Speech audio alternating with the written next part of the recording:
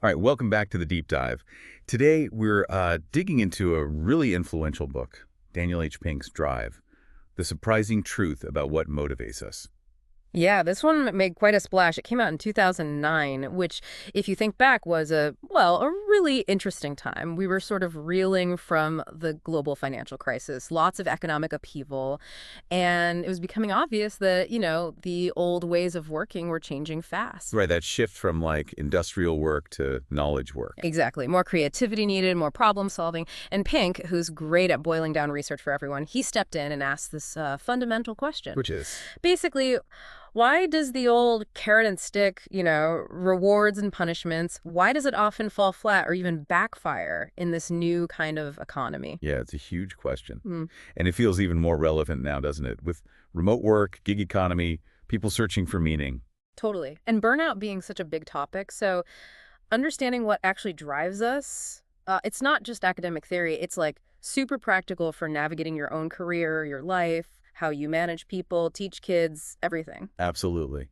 So our goal here for the next bit is to unpack Pink's ideas, look at the science he used, and hopefully give you a kind of updated mental software for thinking about motivation. Right, moving beyond just the external stuff. Yeah, tapping into what really makes us tick internally. hmm You should walk away with some insights for yourself and how you interact with others, too. Okay, so let's start with Pink's idea of different motivation operating systems. He kicked off with Motivation 1.0, super basic. That's just survival, right? Food, water, shelter, the biological drive. Exactly. Then we evolved, societally speaking, to Motivation 2.0. This is the big one, the one that dominated the industrial era and still kind of hangs around. The carrots and sticks we mentioned. Do this, get a reward. Mess up, get punished. Precisely. And look, for certain kinds of tasks, very simple, algorithmic, follow the steps type work, it actually worked okay. Think assembly lines. If you screw in the bolt correctly, you get paid. If you don't, maybe you get docked or warned. Clear cause and effect. Yeah. But, and this is Pink's core argument based on tons of behavioral science, Psychology, economics. all that stuff, he says Motivation 2.0 is fundamentally mismatched for the complex, creative, think outside the box kind of work that's common today.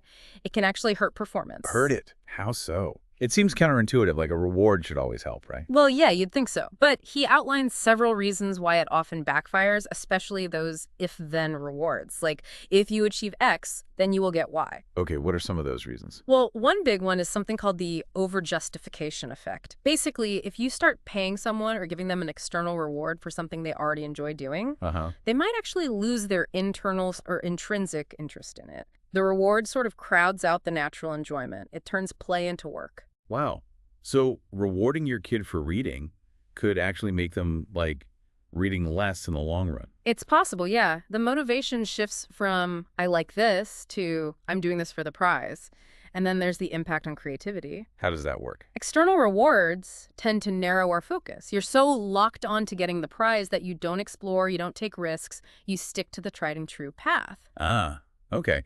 So if you need an innovative solution, but the reward is tied to just like hitting a specific metric quickly, you might miss the breakthrough idea. Exactly, you get tunnel vision. And it can also encourage short-term thinking. Just get the reward now, never mind the long-term consequences or quality. And you mentioned it could even lead to like unethical behavior. Yeah, unfortunately, if the pressure for the reward is high enough, some people might cut corners, fudge numbers, cheat the system to get it. We've seen that happen in various industries, right? Makes sense. So less intrinsic interest, narrower focus, short-termism, maybe even cheating. That's Yep. quite the indictment of carrots and sticks for certain tasks. It really is.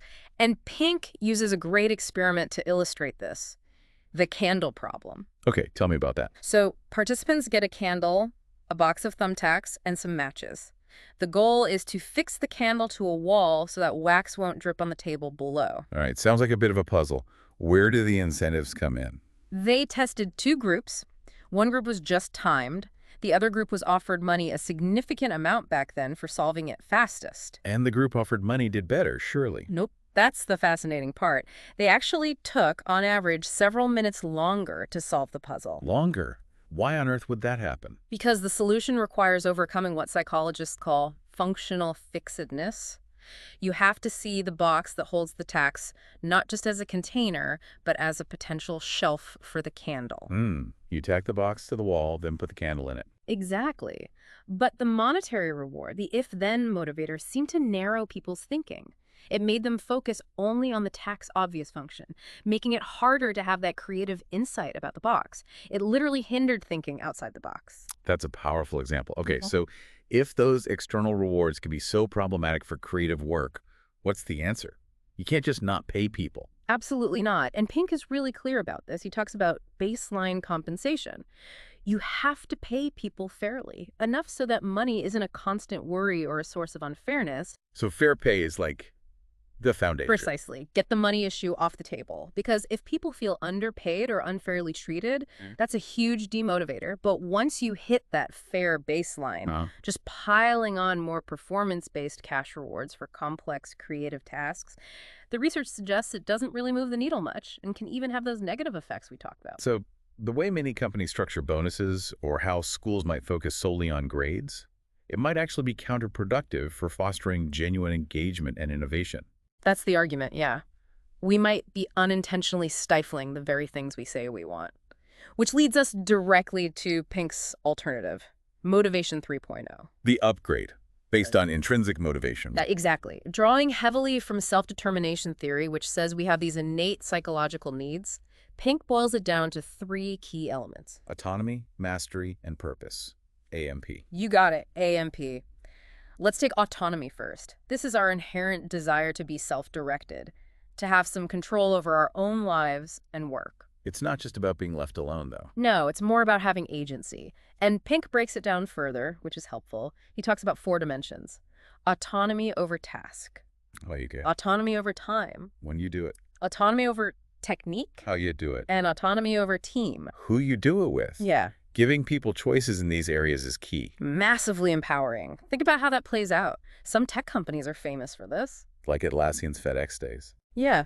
Give people 24 hours to work on absolutely anything they want. As long as it's not their normal job, then share it. Loads of cool ideas come out of that. And Google's old 20% time policy, that Yeah. led to some huge products, didn't it? Supposedly, yeah. Gmail, AdSense, things that emerged because people had the freedom, the autonomy to pursue projects they were passionate about, not just tasks they were assigned. It really highlights the difference between managing through control versus managing through trust and empowerment. Absolutely. It's a fundamental shift. Okay, so alongside autonomy, the second pillar is purpose. Right, the why. Yeah, that feeling that what we do matters, that it contributes to something bigger than just ourselves. It's a powerful human yearning. And you see more and more people talking about this now, seeking purpose-driven work. Definitely. When your work connects to a larger cause, it fuels motivation in a way that, frankly, money often can't. It gives meaning to the daily grind. Pink has an example for this too, right? Wow. Comparing Wikipedia and Encarta. Ah, yes, the classic. Microsoft poured resources into Encarta, paid editors, traditional model, Wikipedia, built largely by volunteers around the globe. Driven by the purpose of creating free, accessible knowledge. Exactly. And which one survived and thrived? The purpose-driven volunteer effort. It shows the sheer power of intrinsic motivation when it's tied to a meaningful goal. Pink even mentions purpose maximizers, people who really structure their lives around contribution. Okay, autonomy, purpose. What's the third element? Mastery. This is our urge to get better at things that matter to us, to improve our skills, to develop competence. It's not just about being good, but about the process of getting good. Precisely. It's about the journey. Yeah. Pink talks about deliberate practice, that focused effort to stretch yourself, not just going through the motions. And finding those Goldilocks tasks. Not too hard, not too easy. Exactly. Tasks that hit that sweet spot where the challenge matches your current ability just enough to push you. That's where you often find that state of flow where you're totally absorbed. Right, where time just disappears. And this whole idea ties into having a growth mindset, believing you can get better, that skills aren't fixed. Mastery isn't really a destination you arrive at. How does he describe it? Like an asymptote. Yeah, exactly. Something you can approach infinitely closely but never quite reach. There's always more to learn, another level to achieve. And that ongoing pursuit is the reward. So autonomy gives you the wheel, purpose gives you the map, and mastery is the engine driving you forward. Nice analogy. Yeah, that's a good way to put it. And these 3 together, AMP, they foster what Pink calls type I behavior. Type I versus type X. Right. Type I is primarily intrinsically motivated. The drive comes from within and from the autonomy, the challenge, the purpose. Type X is primarily extrinsically motivated, driven by external rewards, punishments, status, that kind of thing. And he's saying we should aim for type I environments. Yeah, but critically, he argues these aren't fixed personality types. We all have intrinsic motivation, but the environment heavily influences whether type I or type X behavior comes out. So workplaces or schools that nurture autonomy, mastery, and purpose will tend to cultivate more type I engagement. Exactly. And importantly, type I people aren't against rewards. They still appreciate fair pay, recognition, bonuses, but those things aren't the reason they're engaged. They're nice to haves, not the core driver. Okay, this AMP framework, it sounds really compelling, especially for, knowledge work, creative fields, but Hmm. it can't be universally applicable without any hitches, can it? Are there nuances or challenges? Oh, definitely. And that's crucial to acknowledge. Pink does touch on this. The AMP model isn't necessarily a perfect fit for every single job situation right out of the box. Like what kind of situations? Well, think about jobs that are highly repetitive, very routine, or maybe driven purely by immediate survival needs.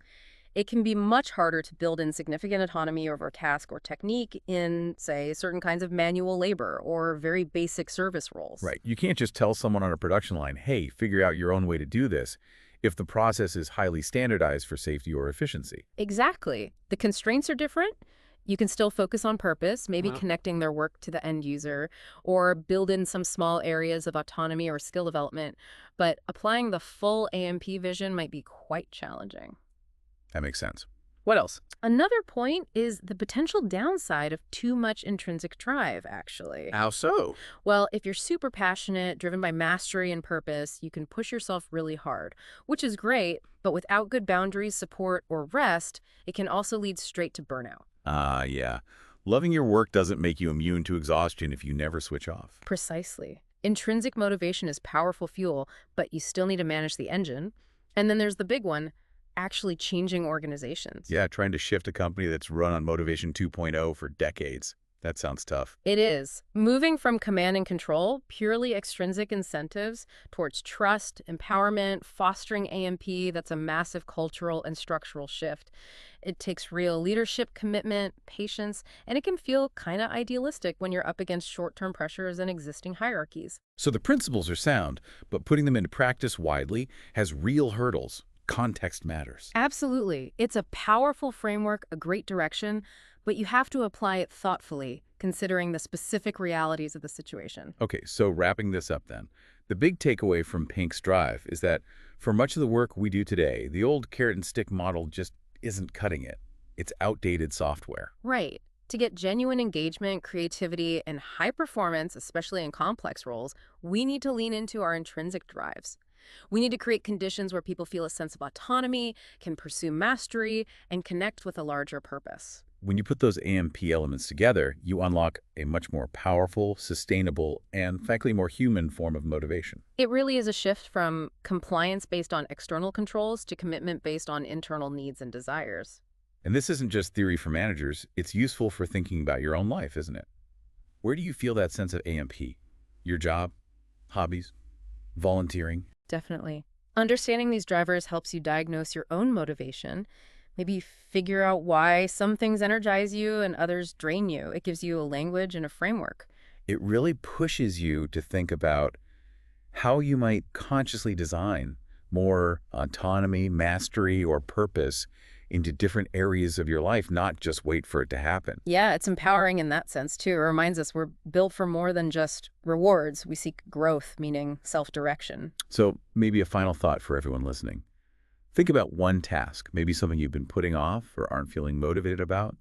What's one tiny change you could make in how you approach it, just to inject a little more autonomy, a chance to practice a skill, or connect it to a bigger why? Just experiment. See if shifting the focus even slightly towards one of those AMP elements changes how you feel about doing it. See what happens. Give it a try. Until next time on The Deep Dive.